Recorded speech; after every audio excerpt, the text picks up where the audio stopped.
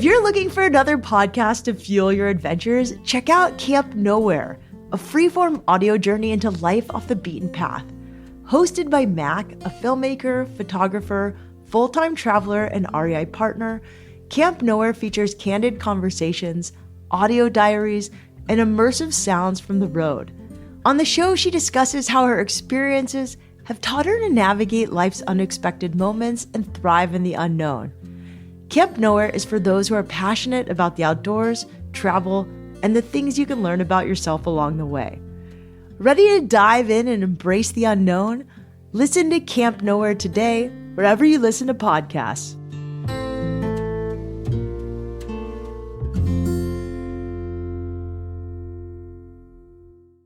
I was a hair's breadth away from losing the adventure in my life. And so when you know how close you were to this life on the sidelines where you're just listening to life go by, I think it's motivation to keep going and saying, how can I keep pushing myself?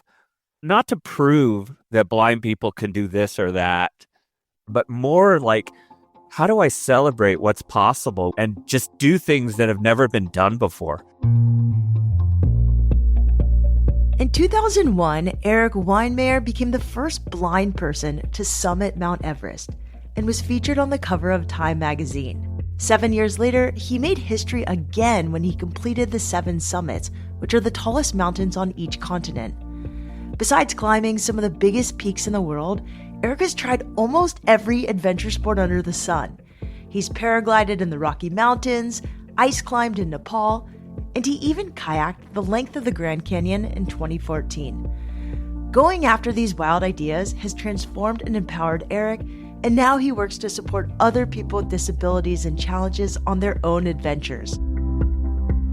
I'm Shelby Stanger, and this is Wild Ideas Worth Living, an REI Co-op Studios production presented by Capital One and the REI Co-op MasterCard.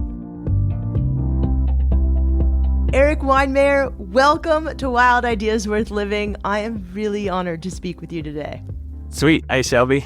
Where are you right now? I'm in Golden, my home office. It's right in the foothills of the Rockies, and it's a pretty cool place. I don't want to spread it around too much because I don't want people moving here, but yeah, great mountain biking and trail running and hiking. And the funny thing is when you go to a party in like Boulder or Golden and you've climbed Everest, like 17 other people have also climbed Everest at the same party. It's like nothing, you know? Dude, I think your story is like pretty epic though. You're like, I did it and I'm visually impaired and I also did the 7 summits. So take that. Yeah. Hey, and let me tell you this, because, you know, I know it's always changing in terms of like what you call somebody who can't see. I'm blind. Okay, blind, I can say I'm blind. Okay. Yeah. So visually impaired, it's a great word, but it kind of is all encompassing. Okay. But I can't see like a thing. Like I have prosthetic eyes. So I'm blind and happy with that label. Okay, so let's go back to the beginning. How did you become so adventurous? Were you always adventurous as a kid? I was always adventurous. I used to love taking my mountain bike and racing it down my driveway. And I had built these ramps at the bottom of my driveway, wooden ramps, and I'd fly off one and I'd fly through the air and I'd land on a big plyboard landing ramp. And I had this cheesy little sign that I painted, Devil's Derby. You know, I thought it was like Evel Knievel. And I could barely see out of one eye because I was born legally blind. I could always see a little bit out of my right eye, but my left eye was pretty much blind. So I never could see well, but I could see well enough to ride my bike and run through the woods chasing my friends. I was usually the one bouncing off of trees and falling into ditches and tripping over rocks, but I was desperately trying to keep up with the world. And I got this letter in Braille, and it was a group taking blind kids on recreational activities. And so you would embark once a month. My dad would drive me from Connecticut all the way up to Boston, 3 hours. And then we go horseback riding or sailing, canoeing, even like fishing, tandem bike riding. And one weekend they took us rock climbing. And I was this wiry little kid. How old were you? I was 16. I was about 120 pounds. And I felt my way up that granite face, finding, you know, these patterns that were embedded in the rock that I couldn't use my eyes to find. I would find them with my hands and my feet. I felt like I was unlocking a puzzle. It was this connect the dots puzzle, right? Where you're trying to get your body from point A to point B to point C and putting your body in these crazy cool positions to be able to leverage your body a little bit higher and higher up the face. And the patterns of hot and cold as my hands and feet touch the rock, the sun on my face, and the sound of space below me. I was up high on this rock face and I listened out into the valley, and I think there was like a chainsaw, maybe somebody was building something, and that was creating this echo, and I could hear the whole valley below me, and I could hear the leaves. It was fall and the leaves were blowing across the valley, rustling. It was just so spectacular. I just loved it. And I said, this is so fun. I got to keep doing it. I got to find a way to do this again.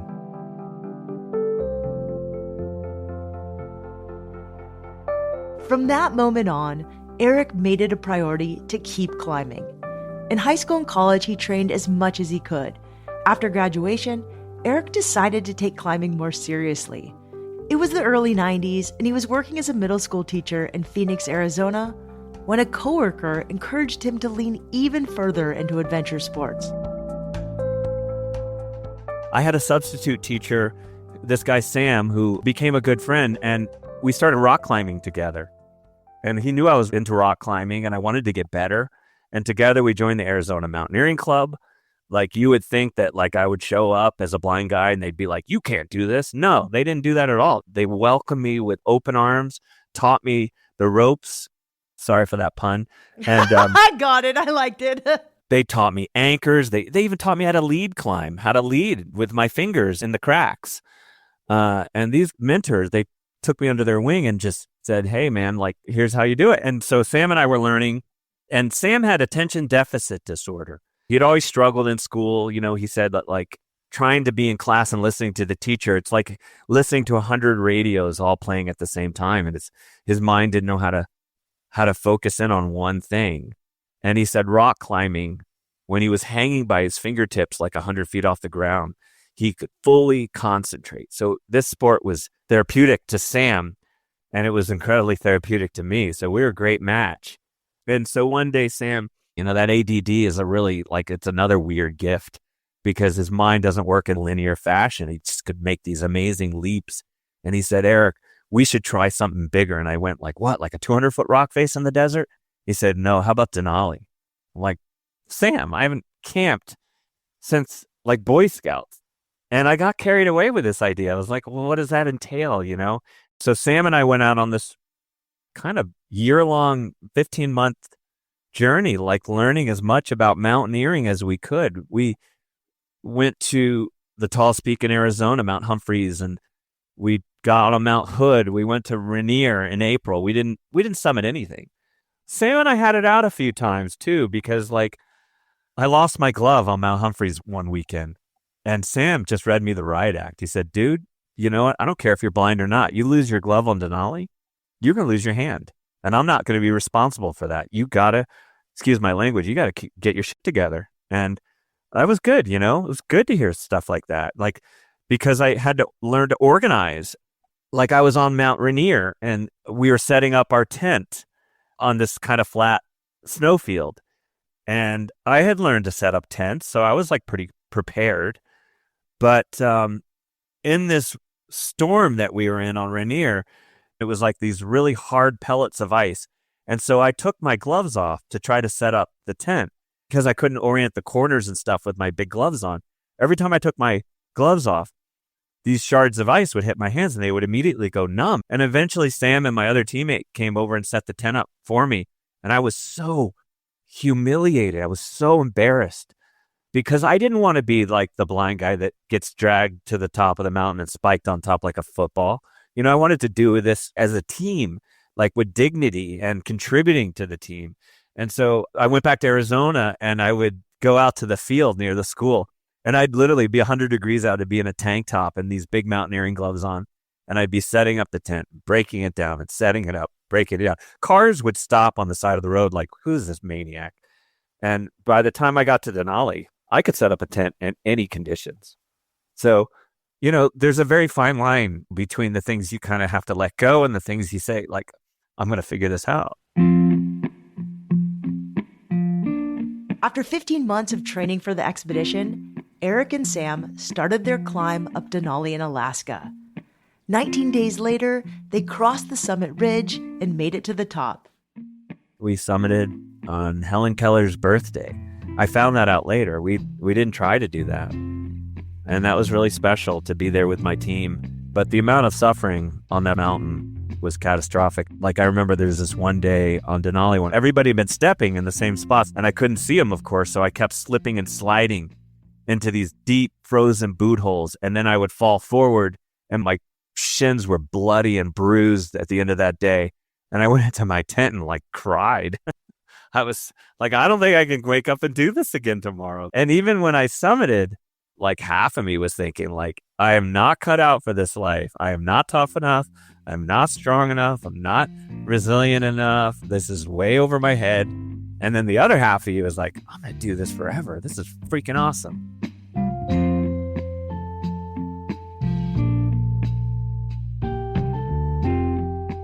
When Erik returned from Denali, he received a lot of publicity. He went on the Today Show, and he even taught Regis Philbin, co-host of Regis and Kelly, how to rock climb on live TV. Erik's trek up Denali captured the public's attention, and many people wondered the same thing.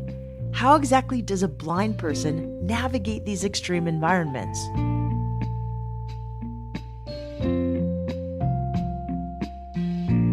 How do you climb as someone who's blind?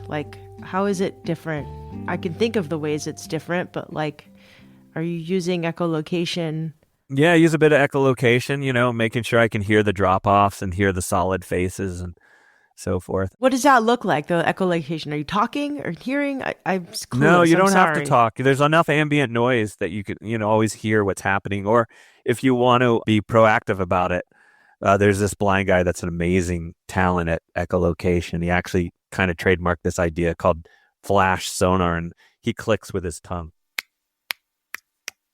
like a bat. Humans, we can do it pretty good if we focus. Although I will say I was using echolocation trying to use my Jedi skills in the forest, and I banged my forehead right into the skinny little tree. So it doesn't always work perfectly like eyeballs. But my friend walks in front of me with a bell, and they jingle a bell from their trekking pole. So I hear a little ambient noise in front of me, and I'm using trekking poles or sometimes a trekking pole and an ice axe, and I'm feeling my way every step of the way. And I'm listening for that bell. And my friends, they know how to help me. They know what I need and what I don't need. So they tell me, stop here at the edge of this crevasse. They jump across. They bang where they want me to land. Okay, you got to land this. You got to stick this right here. You got to land here. So yeah, they learned how to give me information. You have to rely on your team so much more than the average person. Talk to me about that. Yeah. One of the weird hidden gifts of blindness is that you have to trust people to get things done. I will tell you straight up, blind people, as far as I know, do not climb mountains, do not climb Everest or kayak the Grand Canyon alone. Maybe I'll be proven wrong someday, but to get big things done, you need this wonderful team. And better than independence is interdependence. And I love that. I love that interdependence of a team. You're putting your life in each other's hands. It feels so powerful and so connecting. And in terms of the way I bring my leadership to the table, I know that I'm not going to be the fastest climber, the smartest climber, the climber with the best eyesight, but I can contribute to the team. I can set up a tent when somebody is tired, or lay out their sleeping bag, or, hey, take a candy bar out of my pack and hand it to someone when they're hungry. And then maybe it was my last candy bar. Or I know this sounds cheesy, but hey, when somebody's just super scared, you give them a hug. I can contribute and I can lead, but it's a different kind of leadership. So I just dig that kind of interaction. Erik's ability to communicate and collaborate with his team was also essential for his next wild idea, climbing the 7 summits.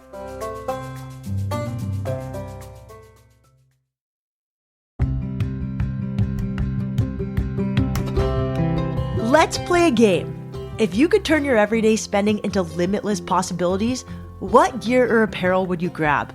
What ticket would you book? Which wild idea would you make a reality? All right, I'll go first. If I could go anywhere and do anything like right now, I'd pack my bag for a surfing and hiking trip to Chile. The good news is that the REI Co-op MasterCard is the perfect card to support wild ideas like mine. It has you covered with rewards and benefits that encourage your love of the outdoors.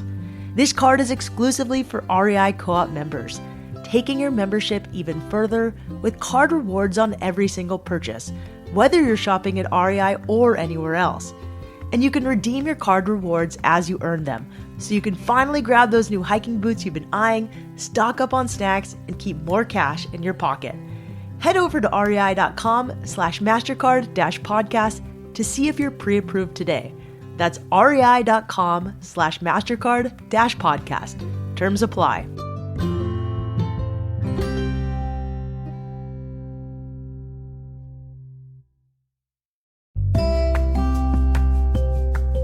Hey, Wild Idea listeners. Do you ever find yourself craving a quick, delicious energy boost while on the trail? I definitely do. That's why I'm stoked about Honey Stinger, the inventor of the energy waffle and their brand new peanut butter flavors.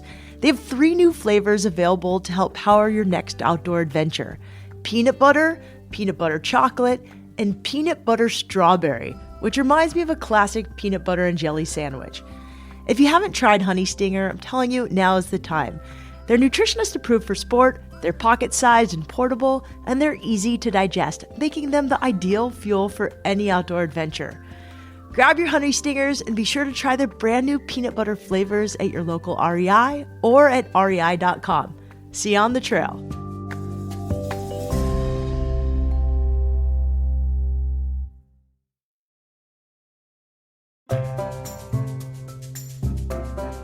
Erik Weihenmayer is a blind adventurer and mountaineer. In 1995, Erik summited his first mountain, Denali in Alaska. That expedition was transformative, and it inspired him to keep climbing mountains. My dad, who was such an important person in my life, he actually, when we climbed Denali, we had timed it so that when we were near the summit, my dad and my brothers and my ex-wife, they were circling above us in a plane, watching us take our last steps onto the summit. Wow. And it's really cool because, like, I said to my friend, Sam, do you think they're going to know that I made it? Because we have these red suits on. They're not going to know that I'm here. And he said, oh, yeah, Erik, they're going to know you're the only one waving your ski pole in the wrong direction. So my dad was up there, and I knew he wanted to be a part of this adventure. So I said, Dad, how about we climb Kilimanjaro? And so that next summer, we climbed Kilimanjaro together. And then I just kept working my way around the world.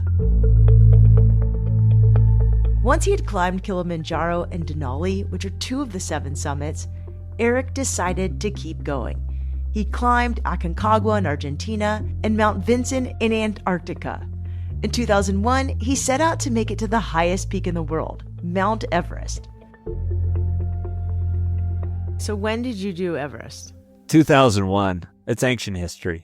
It's really cool. You did all these climbs at a time where they weren't as crowded as they are, at least now. They're still uncrowded fairly, I'm guessing.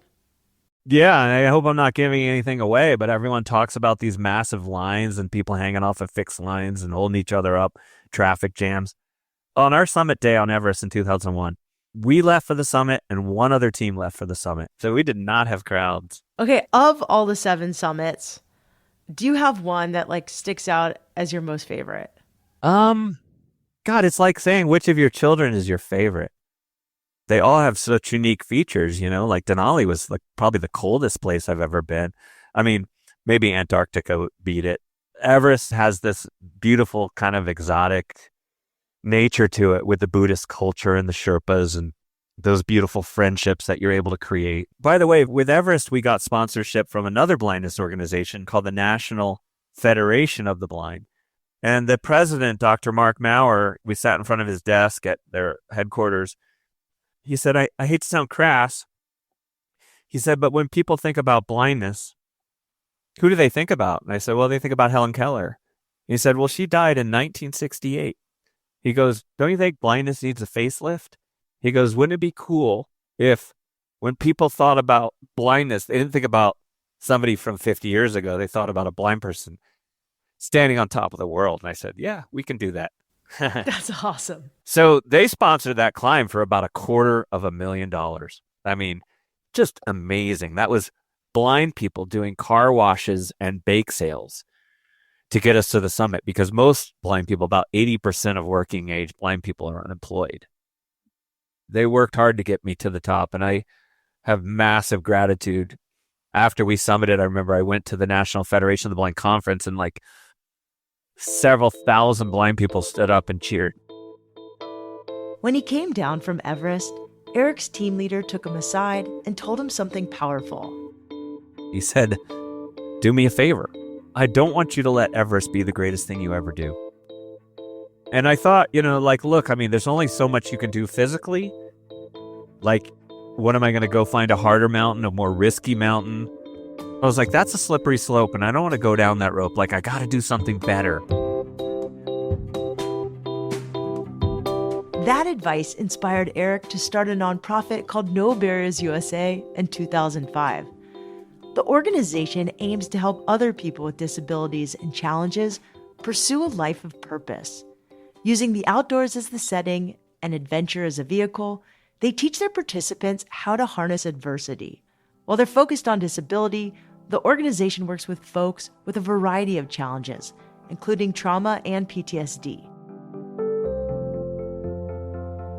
Any stories of anyone who's been through your program that you can share? Maybe just one of them? Well, the easy story, I think, and a powerful story is a friend of mine, Aaron Hale.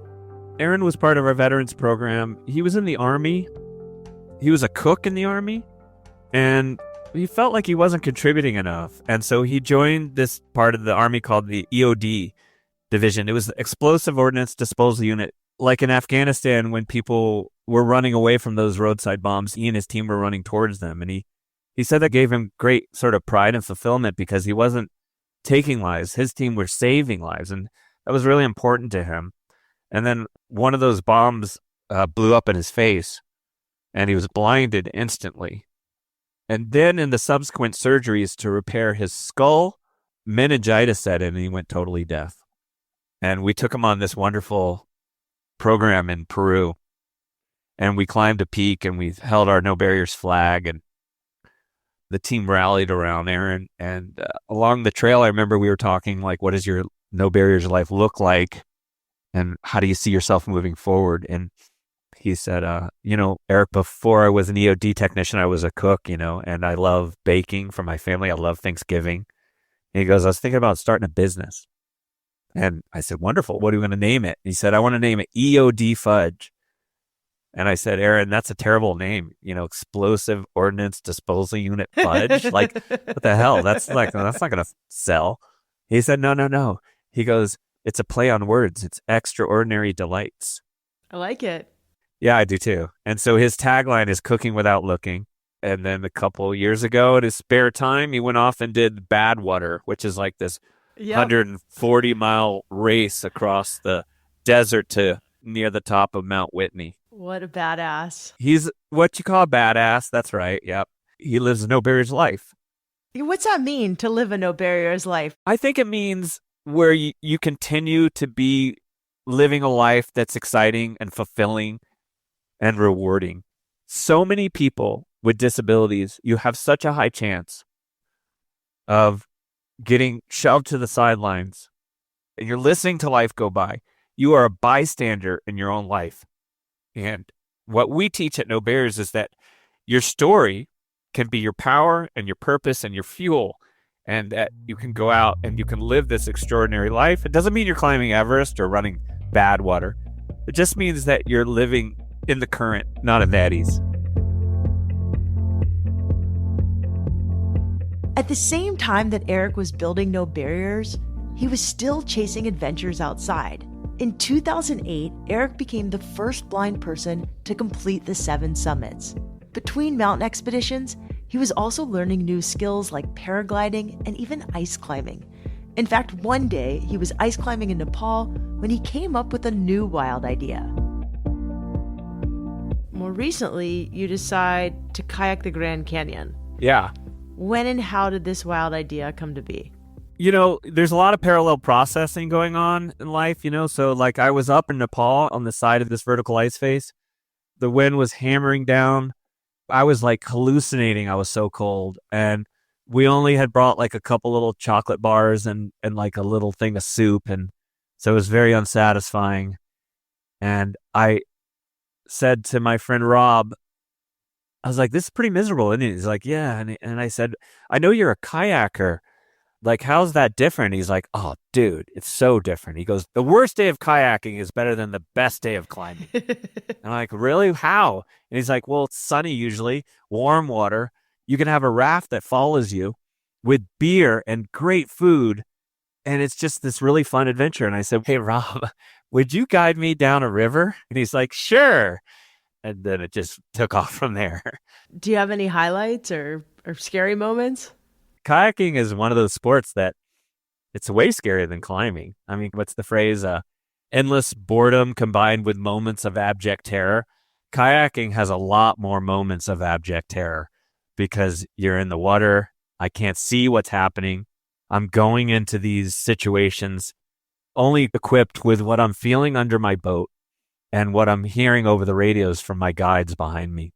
And so, in the next 2 minutes, you're going to go through the craziest things and you have to react appropriately. And you have like fractions of a second to figure out how to react. A lot of it just has to become intuitive or instinctual. And if you react incorrectly, it's going to get you into a worse situation. And then your team's going to have to come after you. And then you're going to endanger everyone. So there's a lot of pressure in kayaking. I'm so glad I climbed a lot before I started kayaking because I found it way scarier. How is finishing the Grand Canyon different from finishing one of the mountains you climbed? It wasn't that different. They were the same high of just having this incredible gratitude for being able to flourish in these environments, for having this incredible team around you that were there to give their lives for each other. That's rare in the world. And just this insane sense of connection with your team and the river and the mountains wherever you are, I know it maybe sounds a little cheesy, but I guess it's the way I think of spirituality, not in a traditional way, but more this place that you feel connected to, the sand and the river. And for like a moment, you feel like you're part of it all. It's a beautiful feeling that you want to come back to again and again. It took Erik 21 days to paddle 277 miles down the Grand Canyon. It was another extremely rewarding experience and one that he wrote about in his new book titled No Barriers. You can find that book, as well as Erik's podcast, also called No Barriers, and so much more on his website, erikweihenmayer.com. You can also keep up with him on Instagram at Erik Weihenmayer. That's ErikWeihenmayer.